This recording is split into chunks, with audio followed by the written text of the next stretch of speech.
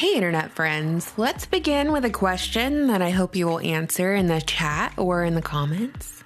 What are we being distracted from today? When I'm recording this video on Monday, June 1st, 2020 around 10 a.m., it's been 8 days since the death of George Floyd.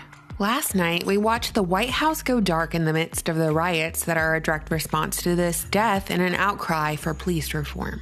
We've witnessed a full week of peaceful protests as well as corporate and government-sponsored insurrection by this point. And in this short time, the media has pushed the virus out of the front seat of their moving vehicle, and now, riding shotgun, is civil unrest. The same people who, for months, have used fear to keep you locked inside your home, telling you that if you as much as had a barbecue with your friends and family, you'd be putting everyone at risk, speeding up their imminent and painful death. Basically, if you didn't stay confined inside your home, happily forgoing your paycheck, you clearly had no concern for this alleged public health crisis. And now they're the same entity that is telling you that if you don't go out and protest on the streets, or at the very least, become an outspoken advocate for those who are out on the streets, then you are, you guessed it, racist. Probably a white nationalist too. Or at the very least, a Trump supporter. Wow, you should be ashamed of yourself, you hillbillies.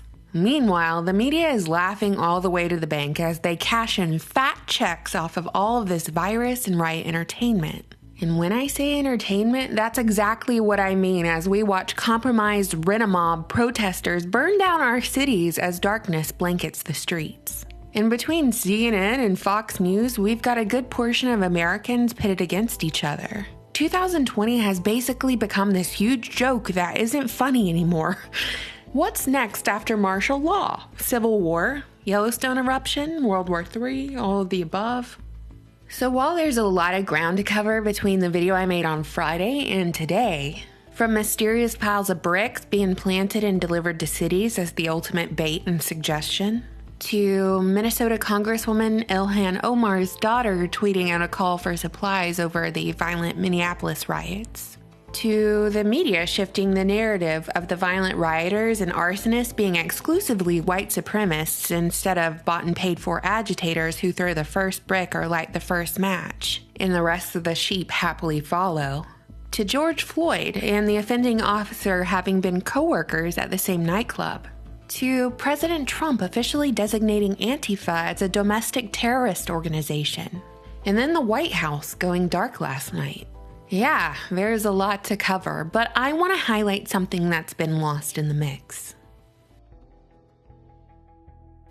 First off, I want to introduce you to a guy that many of you probably already know, but perhaps a few of you don't. His name is Yuri Bezmenov, a former KGB agent who accurately predicted the current state of America almost 40 years ago, detailing a slow process to defeat America through psychological warfare and demoralization, through a slow roll process called ideological subversion, which he described as changing the perception of reality of every American to such an extent that despite the abundance of information, no one is able to come to sensible conclusions in the interest of defending themselves, their families, their community, and their country. Through the first phase of demoralization, which Bezmenov says takes place over 15 to 20 years, he says that through compromised individuals like politicians, teachers across the public school curriculum, college professors, news media, and entertainment, folks are programmed to think and react to certain stimuli in a certain pattern. He said that even if you prove that white is white and black is black, you still cannot change the basic perception and the logic of behavior. So it's a slow roll over the span of decades, so slow that the majority don't even realize it's happening. And if you were to prove to them that it wouldn't matter because the facts don't matter anymore. That's how you know the implementation of such a plan has been successful. I don't know about y'all, but I'm personally seeing this play out in my own social circles, particularly from people and professors whom I studied with in college, who cling so tightly to their own identity politics that nothing and no one could convince these highly educated individuals to even look outside their own mental tribalism. Every stimuli played out across their computer screens or their television screens sends them into a fit of emotional outrage. Yet they have no original talking points of their own, only regurgitations of those parroted across CNN or even Fox and late-night talk show hosts. Following demoralization is a 2 to 5 year period of destabilization, in which a nation's economy, foreign relations, and defense systems are targeted and weakened. And following the success of that, there would be the third stage, a good old crisis, one in which Bezmenov explains would bring a violent change of power, structure, and economy, and will be followed by the last stage, normalization. That's when your country is basically taken over and the people are living under a new ideology and reality.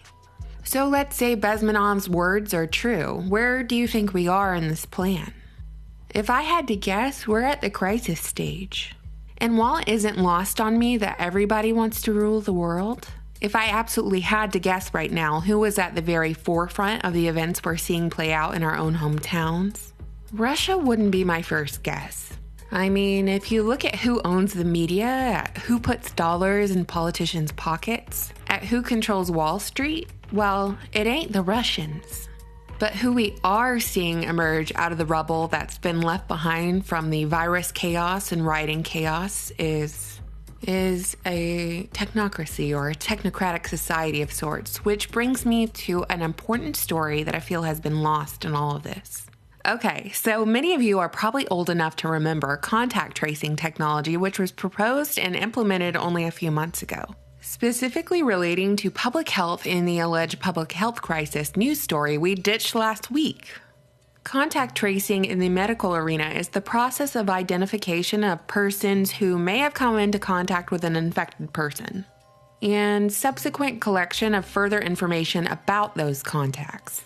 The stated goal is to reduce infection across the populace, but even if you have a potato for a brain, you can see how this is a slippery slope to authoritarian control, as this technology is supposed to be implemented on all of our mobile devices, tracking us wherever we go.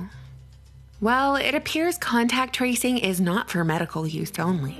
Only a few days ago, it was revealed in a Minneapolis press conference that authorities had begun analyzing the data of the arrested rioters, tracking who they are associated with, what platforms they're using, and what organizations they're connected to. We have begun analyzing the data of who we have arrested and begun actually doing what you would think is almost very similar to our COVID. It's contact tracing. So you can see how a situation surrounding police brutality quickly became an opportunity for the technocratic regime and a grab for more authoritarian control. Implementing data collection through contact tracing, tracking behaviors through testing the newest facial recognition software, which they announced only months ago they had the capabilities to do just by seeing an individual's eyes and eyebrows. So covering your face with a mask is no longer an effective means of concealing identity. We are so close to social credit scores that you can almost hear the audible friction of Bill Gates' hands rubbing together. I want to take a moment and be sensitive to those who have every right to be angry about the injustices of this world. I hear you and I feel you, and if you want to go out and protest, you should be able to do that in a peaceful setting that isn't infiltrated by COINTELPRO and rid of mobs with a combined IQ of par golf. You truly deserve better, but the fact of the matter is that you and I cannot control these things. We can only control how we react to them. And we live in a society where the younger generation is the outraged generation. You can count on them to respond to emotional triggers. They can be activated at a moment's notice. And they are sowing their own destruction as we speak, and with it, the destruction of our freedoms, the destruction of the United States of America. After all, there is no enemy more effective than the enemy from within. But I'm not here to blame useful idiots. On this channel, I maintain that the true enemy of the people are those who control politicians and the media, as they are the ones who promote the destruction of our society and of the family. And I'll just shoot straight here because I really do need to say this. I do believe a coup of sorts is taking place as we speak. And I believe we are closer to civil war than we've ever been. Does that mean it's going to play out that way? No, of course not. Never discount the impact of the truly unpredictable. Does that mean you need to be afraid? No, I don't promote fear, just preparedness. Also, I need you to read The Last President by Ingersoll Lockwood, or if you want the Cliff Notes, just watch my video on it. The similarities are uncanny. So what do you think, internet friends? I need to hear your perspective on this. You know I always look forward to reading your comments.